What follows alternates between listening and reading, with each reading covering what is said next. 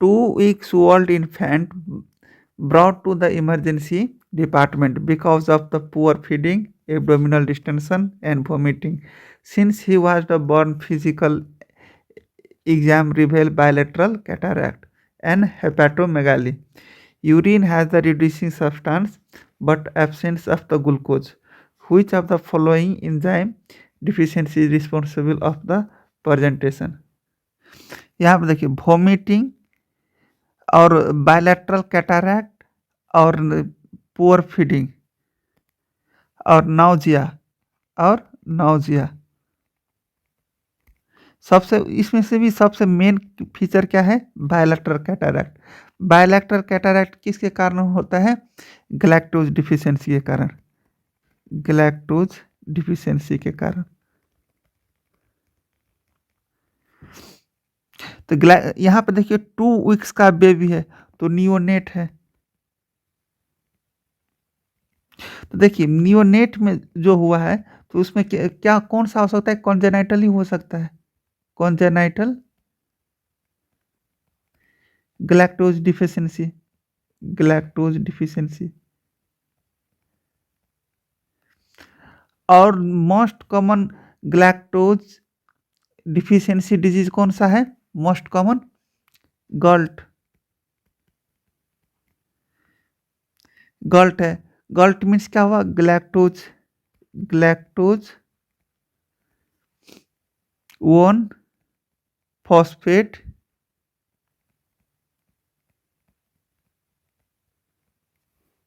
यूरिडाइल transferase.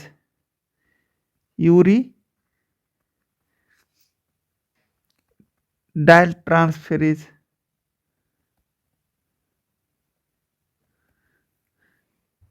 तो यहाँ पे आंसर कौन सा हुआ? A, GALT deficiency. और देखिए ग्लूकोज 6 फॉस्फेट डिफिशियंसी कौन सा डिजीज करवाता है? Von Gierke disease. Von Gierke disease. और वॉन गिरगे डिजीज में क्या? कैटारैक्ट नहीं होता है। Cataract not scene.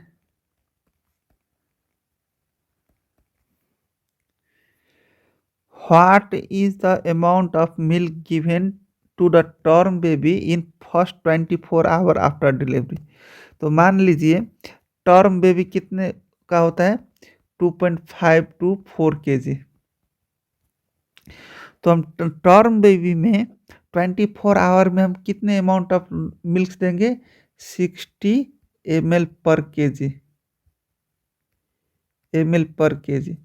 तो यहीं पे देखिए 60 into 4 मतलब 240 ml मैक्सिमम। एज के हिसाब से तो ये 4 kg हुआ। 240 ml मैक्सिमम मिल्क हम उसको 24 आवर में बेबी को देंगे। और ब्रेस्ट फीडिंग कब स्टार्ट करेंगे? As soon as possible. Breast feeding कब स्टार्ट करेंगे? As soon as possible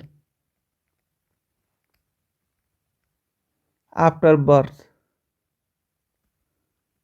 birth और विथ इन 1 आवर। हम देखिए इसके बाद हम एक्सक्लूसिव ब्रेस्ट फीडिंग कब देंगे? Exclusive breast feeding. Exclusively breast feeding किसको बोलता है? एक्सक्लूसिवली ब्रेस्ट फीडिंग 6 मंथ तक जो बेबी को दूध देता है उसको बोलता है एक्सक्लूसिवली ब्रेस्ट फीडिंग 6 मंथ तक। और इफ लेस देन 6 मंथ तक, लेस देन 6 मंथ से 6 मंथ से कम हम ब्रेस्ट फीडिंग करवाएंगे तो डिजीज होने का चांसेस सब बढ़ जाता है। जैसे कि मैक्सिमम केस में सीलियाक डिजीज होने का चांसेस होता है। मैक्सिमम केस में एलर्जी होने का चांसेस भी होता है, इन्फेक्शन होने का चांसेस भी ज़्यादा होता है। और देखिए एक्सक्लूसिव ब्रेस्ट फीडिंग का मतलब उसे वो ब्रेस्ट फीडिंग का स्टोरेज हम कितने दिन तक कर सकते हैं? देखिए एट रूम टेम्परेचर में 8 to 10 आवर तक हम स्टोरेज कर सकते हैं ब्रेस्ट एक्सक्लूसिवली ब्रेस्ट मिल्क का। वहीं पे हम रेफ्रिजरेटर में कितने आवर तक कर सकते हैं? 24 आवर तक। और रेफ्रिजरेटर का टेम्परेचर कितना होना चाहिए? 2 to 8 डिग्री सेल्सियस। वहीं पे हम डीप फ्रीज में कितने आवर तक हम स्टोर कर सकते हैं? 3 मंथ तक। 3 मंथ तक। और डीप फ्रीज का टेम्परेचर कितना होना चाहिए? -20 डिग्री सेल्सियस। वहीं पे देखिए ब्रेस्ट मिल्क का जो कंपोजिशन है और वेरिएशन है, इससे क्या क्या है? देखिए मिल्क बेबी का कितने टाइप्स का होता है? एक होता है कोलोस्ट्रियम मिल्क। एक होता है कोलोस्ट्रियम मिल्क। कोलोस्ट्रियम मिल्क की किसको बोलते हैं? फर्स्ट 72 आवर्स तक को कोलोस्ट्रियम मिल्क बोलते हैं। तो फिर अब ट्रांजिशन मिल्क किसको बोलते हैं? Transition milk. तो यहाँ पे देखिए टी है ना, टी मीन्स क्या हुआ? 2 वीक। जो डिलीवरी होने के बाद जो मिल्क सिक्रीशन होता है, जो 2 वीक तक का जो मिल्क प्रोडक्शन होता है, उसको क्या कौन सा मिल्क बोलते हैं? Transition milk. 2 वीक तक प्रोडक्शन होता है, उसको क्या बोलते हैं? Transition milk. वहीं पे मैच्योर मिल्क आफ्टर 2 वीक के बाद जो मिल्क सिक्रीशन होता है, उसको क्या बोलता है? Mature milk. तो यहाँ पे आंसर कौन सा हुआ? 60 ml/kg। What is the mid arm circumference of the severe acute malnutrition? यहाँ पे देखिए सबसे पहले मिड आर्म सर्कमफ्रेंस में जो मेजर करता है वो टेप का नाम क्या है? साकीरा टेप।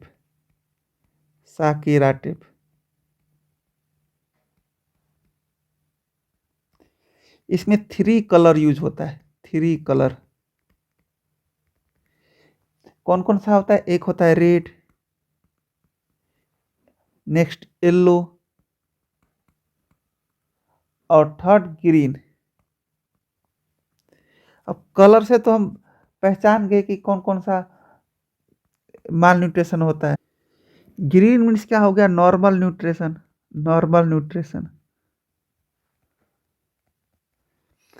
येलो में क्या हो गया? बॉर्डर लाइन माल न्यूट्रिशन।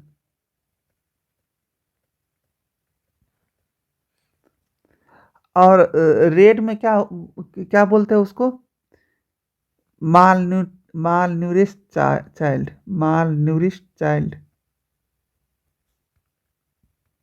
और सेवियर चाइल्ड। अब बॉर्डर लाइन माल न्यूट्रिशन को क्या बोलते हैं? Risk of mall nutrition.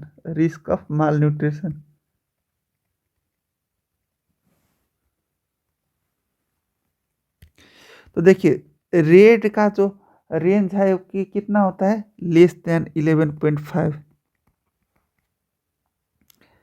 और ग्रीन का जो क्राइटेरिया है वो कितना होता है? <12.5। तो येलो को कितना हो गया क्राइटेरिया? 11.5 to 12.5 centimetre. तो सेवियर एक्यूट माल न्यूट्रिशन बोल रहा है, तो सेवियर एक्यूट माल न्यूट्रिशन की कितना पैरामीटर हुआ? 11.5 सेंटीमीटर। 11.5 सेंटीमीटर से बिलो रहेगा तो severe acute malnutrition. A child is brought to the well baby clinic with the complaint of developing recurrent respiratory infection. Physiological examination show height for age to be less than -2 standard deviation compared to the expected.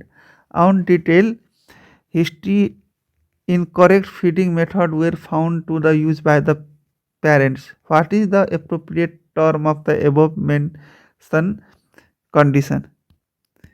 यहाँ पे देखिए, यहाँ पे सबसे main clue क्या बोला है, height for age, height for age बोल रहा है।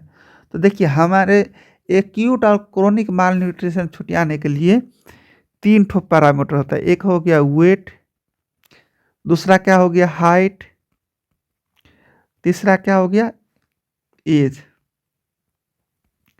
WHA, WHA यहाँ पे ये क्या हो गया एक्यूट माल न्यूट्रिशन, ये क्या हो गया यहाँ पे क्रोनिक माल न्यूट्रिशन। तो एक्यूट माल न्यूट्रिशन का बेस्ट पैरामीटर क्या हो गया, best parameter weight for height. वहीं पे क्रोनिक माल न्यूट्रिशन का बेस्ट पैरामीटर कौन सा हो गया, height by age, height by age. तो यहाँ पे देखिए हाइट बाय एज है, तो ये कौन सा माल न्यूट्रिशन हो गया, क्रोनिक माल न्यूट्रिशन, क्रोनिक माल न्यूट्रिशन।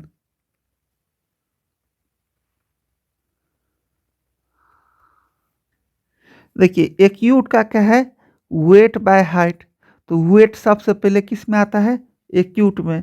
तो डब्लू से क्या हो गया वेस्टिंग, वेस्टिंग आ गया। तो बाकी कौन सा रह गया स्टंटिंग, तो स्टंटिंग किस में प्रेजेंट रहता है, स्टंटिंग, स्टंटिंग किस में प्रेजेंट रहता है, क्रोनिक माल न्यूट्रिशन में।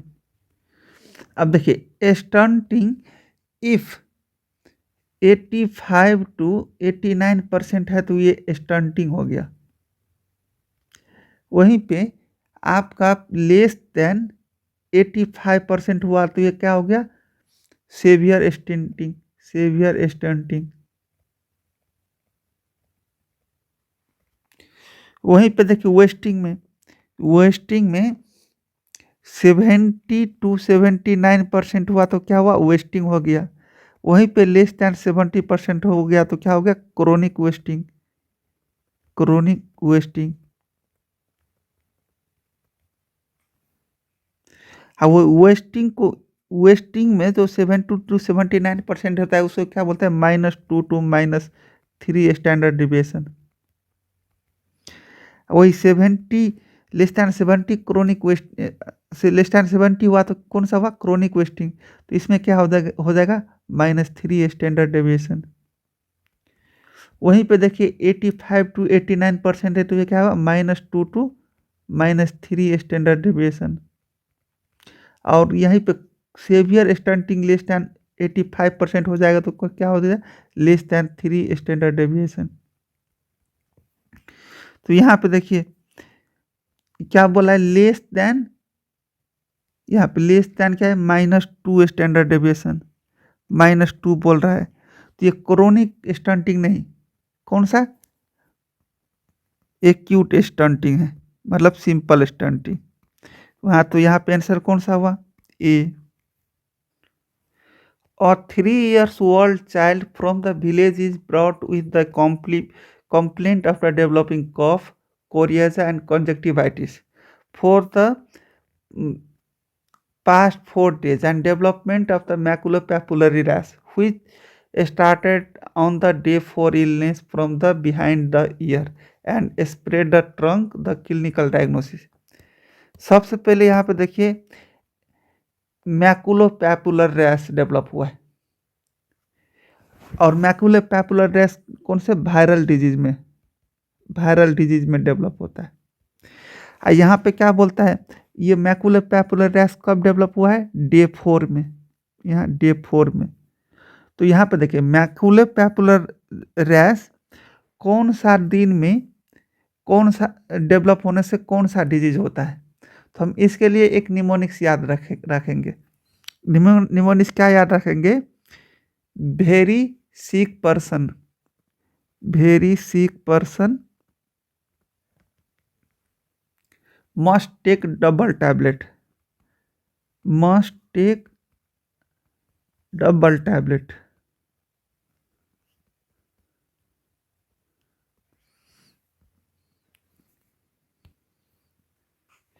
भी मीन्स क्या हुआ, वर्सिला, वेरिसिला, वेरिसिला।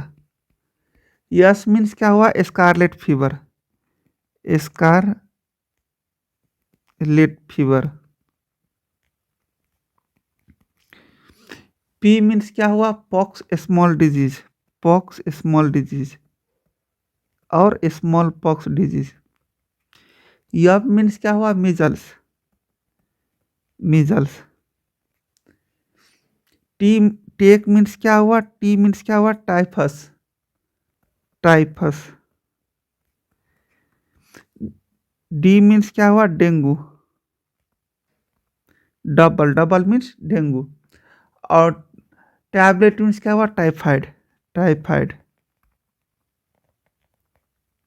और सब में देखिए macular papillary rash first day में डेवलप होगा तो कौन सा डिजीज होगा? वर्सिला जोस्टर में फर्स्ट डे में मैकुलर पैपुलर रैश डेवलप होता है। स्कारलेट फीवर में सेकेंड डे में मैकुलर पैपुलर रैश डेवलप होता है। स्मॉल पॉक्स डिजीज में थर्ड डे में मैकुलर पैपुलर रैश डेवलप होता है। वही मीजल्स में फोर्थ डे में मैकुलर पैपुलर रैश डेवलप होता है। वही टाइफस में फिफ्थ डे में मैकुलर पैपुलर रैश डेवलप होता है। वहीं पे डेंगू में सिक्स डे में मैकुलर पैपुलर रैश डेवलप होता है। वहीं पे टाइफाइड में सेवन्थ डे में मैकुलर पैपुलर रैश डेवलप होता है। तो यहाँ पे क्या बोलता है? फोर्थ डे में।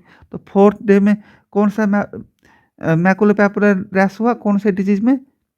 मेजल्स में। तो यहाँ आंसर कौन सा हुआ? ए। A 2 years old child is brought to the clinic for the fever pulse and obtundation. On examination, he was severe malnutrition and deduced from the anthropometric parameter. What would be the choice of the resuscitation of the patient? तो यहाँ देखिए saviour माल nutrition है, तो saviour माल nutrition में complication सब develop होता है, complication सब डेवलप होता है। और कॉम्प्लिकेशन सब डेवलप होता है तो कॉम्प्लिकेशन के लिए कॉम्प्लिकेशन का हम ट्रीटमेंट करेंगे। तो इसमें कॉम्प्लिकेशन सब क्या क्या डेवलप होता है? सील्डेड निमोनिस क्या है? सील्डेड। यस मीन्स क्या हुआ? Sugar deficiency, sugar deficiency. Sugar deficiency के लिए कौन क्या देंगे? डेक्सट्रोज,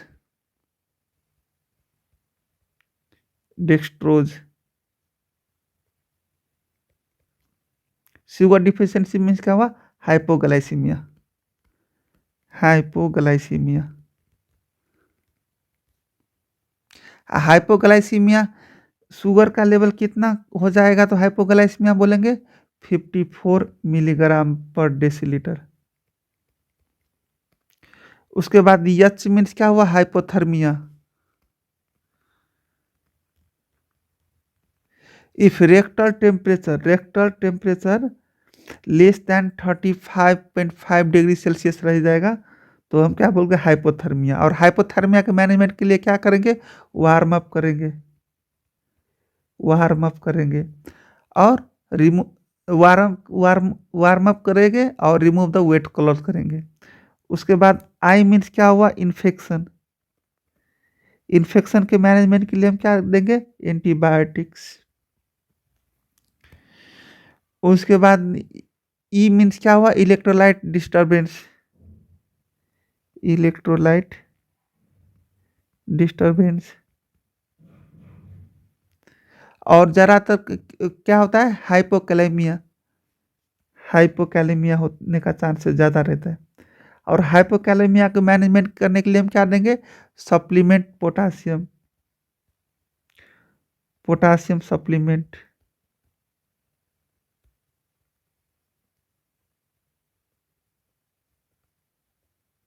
पोटासियम सप्लीमेंट देंगे। तो यहाँ पर देखिए यस हो गया, एच हो गया, आई हो गया, ई एल हो गया। अब क्या रह गया? डी। डी मीन्स क्या हुआ? डिहाइड्रेशन। डिहाइड्रेशन के लिए हम क्या देंगे, fluid of choice. Fluid of choice क्या होता है, Ringer lactate, Ringer lactate, Ringer lactate देंगे। इसके बाद क्या हुआ, deficiency of micronutrient, deficiency of micronutrient, deficiency of micronutrient हुआ तो क्या देंगे हम, माइक्रोन्यूट्रिएंट सप्लीमेंट, माइक्रोन्यूट्रिएंट सप्लीमेंट।